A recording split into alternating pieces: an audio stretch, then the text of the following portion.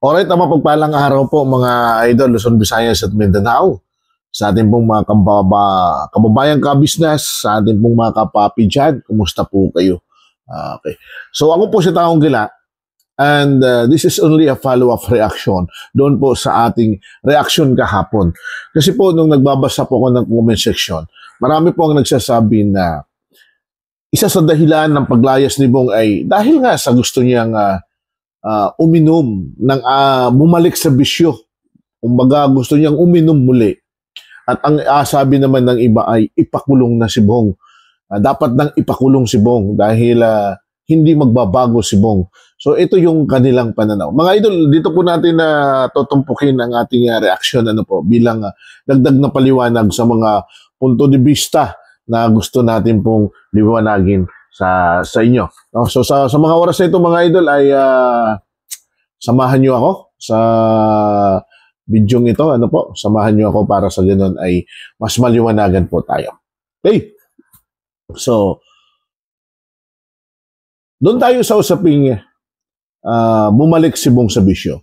Alam niyo po mga idol, yung time na nandun siya sa ka-business, naniniwala ako na nagbago na si Bong. Kaya lang, nung umalis siya, sinasabi natin na uminom na naman siya. Iba po yung uminom, tumikim, sa talagang naging bisyo niya. Kung makikita natin si Bong, doon sa panahon na nakita siya ni Papa Dins, nakita siya ng mga kagwang, hindi siya gaanong lango sa alak. Maaring uminom, pero hindi siya lasing. Yun yung dapat natin tingnan. Kasi iba yung, pag sinabing bumalik ka sa bisyo, langong-lango ka sa alak, talagang magpapakalunod ka kasi malaya ka na. Now, sa puntong bakit uminom si Bong? Una, iyan lamang ang kanyang scapegoat.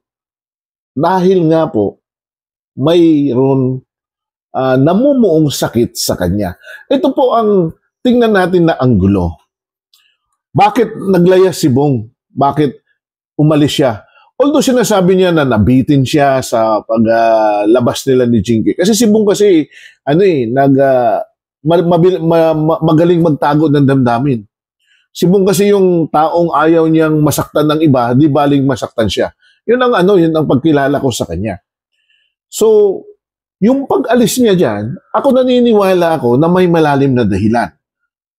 At andyan pa rin yung sugat ng pagkakataon na nangyari noong unang pagkikita nila ni Jinky kung saan handang-handa na ang lahat, maging siya ay talagang ready na magkakaroon siya ng asawa, na pakakasalan siya, din all of a sudden, biglang iniwan siya sa ere. Ako yun ang pinupunto ko. Wala ho ibang talagang dahilan dyan. Pasensya na kay Jinky, pero yan po ang nakikita kong dahilan. Kasi saan ka? Handa ka nang bumili ng wedding ring, talagang buong-buo na, pero nagulat siya na ito ang nangyari.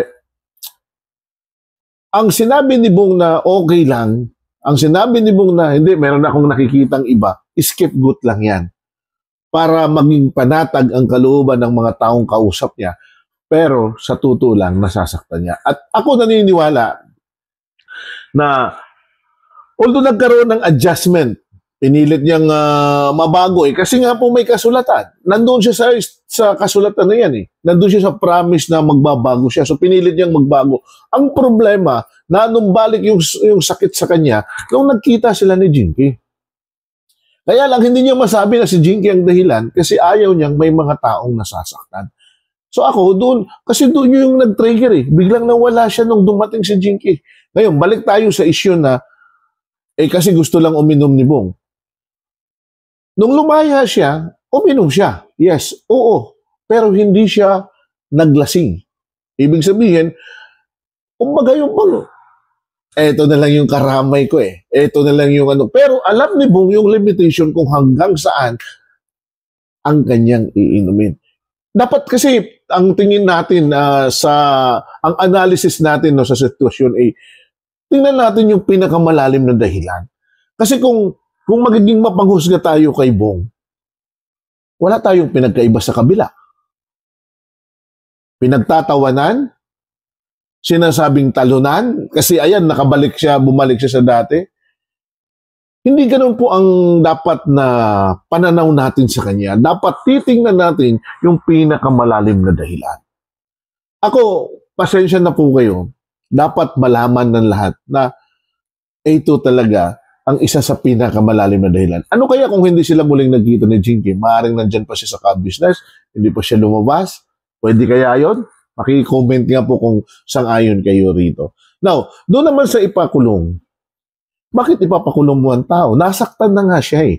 Siya na nga yung naging dihado. Siya na nga yung talagang kumbaga dinikdik ng dinikdik eh. Diba? Nawalan ng pag-asang magkaroon ng pagmamahal dahil sa hindi natuloy yung kasal. Sobrang sakit doon. Sa sitwasyon, sa level ni Bong, sa kanyang pagkatao, lalong masakit yan. Kasi bakit? Iba si Bong kaysa sa atin eh. Yun ang dapat mo unawaan eh. Pagkatapos nun, dinikdik pa siya ng kabilang kampo. Talagang binira siya ng binira. Hindi pa ganun kasakit. Ngayon, magsasabi sa atin, ipakulong siya. Ano ang valid natin na gawin natin na ipakulong siya? Di ba? Dahil sa mayroon siyang sinusulat na kapag gumawa siya ng mali ay ibabalik siya. Parang hindi natin tiningnan kung ano yung dahilan. Bakit nagawa niya yun? Dapat ako kung sa akin lang umalis si Bong, no? Umalis si Bong sa ka-business na yun. Walang valid reason umalis siya. Uminom siya, bumalik siya sa lansangan, prenik niya yung kanyang pangako kay Mr. Ka-business at Mrs. Ka-business. Then ako mismo magsasabi sa reaction ko na dapat na nga humakulong si Bong. Pero ang tinitingnan kasi natin is yung dahilan. Ano ang dahilan? Ngayon, wala akong ibang nadahilan yung pagkikita nila ni Jinky. Sabi ng iilan, excuse lang nila yon. Paano nasabi natin excuse lang ni Bong yung pagkikita nila ni Jinky para makagawa siya ng paraan na makalabas sa ka-business? Hindi natin tinignan kung ano yung sakit. Kasi kung lalabas si Bong, yung time na yan nung una pa lang, nung time na naghiwalay sila ni Jinky, yun na yun. Kaya lang, nung time na yun, pinanatag ng ang kanyang puso. Di ba? Nagpupunta siya sa church. Talagang kinondisyonan niya na okay na ito. Pero ang muling magpakita sa kanya, ang taong nanakit sa kanya, ibang usapan yun, mga idol. Sige nga po, kayo nga po, lumagay sa katayuan sa sitwasyon ni Bong. Kayo ang lumagay sa katayuan niya. Ready na kayo. No? Bibili kayo ng wedding ring, all of a sudden mawawala. Then okay na sana kasi nagkakaroon na ng adjustment period si Bong. Okay na ito. Dito na lang ako. Lagi niyang ina-apply sa sarili niya na okay na ako. Then magpapakita muli. Saan ka nun?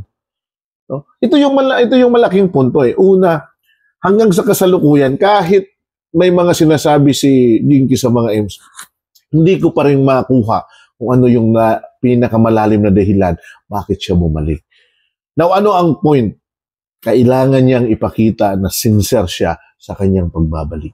Yun lang yung kailangan. Kasi hindi niya masisisi. Ako mga idol ako tingnan ninyo nun. Masugid akong tagapagtanggol kay Jinky dahil kababayan ko eh. Masugid akong tagapagtanggol. At nadismaya din ako. Sa pagkadismaya ko mga idol, ang hirap mag-move on eh. Ang hirap mag-move on. Kaya nga, sa totoo lang, aminin ko sa inyo, parang nawalan ako ng gana sa pagre-react. Parang nawala ako ng gana na mag-vlog. So, pinukos ko ang aking atensyon sa mga ibang bagay. Kasi nga po, noong time na yan, pinagtatanggol ko siya eh. Nadismaya ako sa mga punto na yan. Why? Kasi sinaktan niya si Bong eh. Tayo dapat bilang tagapagtanggol, hindi lang dahil sa pinagtatanggol natin si Jinky noon, pero ako mas higit kong inuunawa at ipagtatanggol si Bong. Why? Kasi nauunawaan ko ang kalagayan ni Bong. Sabihin natin espesyal yung binibigay natin na atensyon para kay Bong. Pero this is the reality. Ito po yung realidad. Why? Kasi si Bong hindi po katulad natin. Mabagal ang pang-unawa ni Bong. Kaya nga lang nakikita natin na andyan na po sa punto na nagbabago na siya.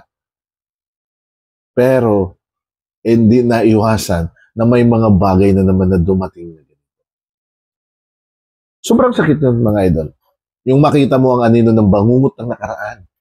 Yun ang pinakamasakit sa punto eh. Na kapag move on na sana siya, okay na siya, dun biglang ganito, magpapakita sa kanya. Okay, doon tayo sa punto. Now, totoo, malinis ang intensyon ni Jinky F.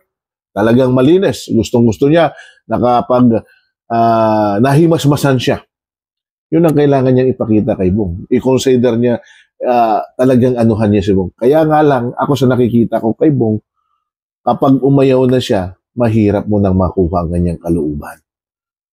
Yun ang talagang punto. So sana mga idol, ingat lang tayo sa pag-comment. Sana po pakiusap na ako, tingnan natin maigi yung punto na doon tayo sa ikabubuti. Kung tayo po ay nagmamahal kay Bong, huwag tayong tumulad sa kabila na pati kung ang komento natin po ay negative para kay Bong, maniniwala po tayo, wala tayong pinagkaiba sa kabila na hanggang sa kasalukuyan, nasaktan na nga si Bong, dinidikdik pa. Mga idol, ako po si Taong Gala. Sana po, follow po natin mga idol, Ka-Business Official, Ka-Business Family and Papa Dins. Ganon din po ang ating mga kagawang, suportahan natin si Kuya Bong. At ganoon din po mga idol, ang ating mga Ka-Business Reactor. So, follow-up reaction lamang itong mga idol dahil po nakita natin yung ilang mga komento sa comment section doon po sa reaction natin kahapon. Sana po, nabigyan niyo yung pansin at kaliwanagan ang ating mga punto de vista. Tandaan po mga idol, sa pagkakataong ito, mas lalong malalim na pang-unawa ang kailangan natin ibigay kay Kuya Bong. Hanggang sa sunod na video, paalam pansamantala.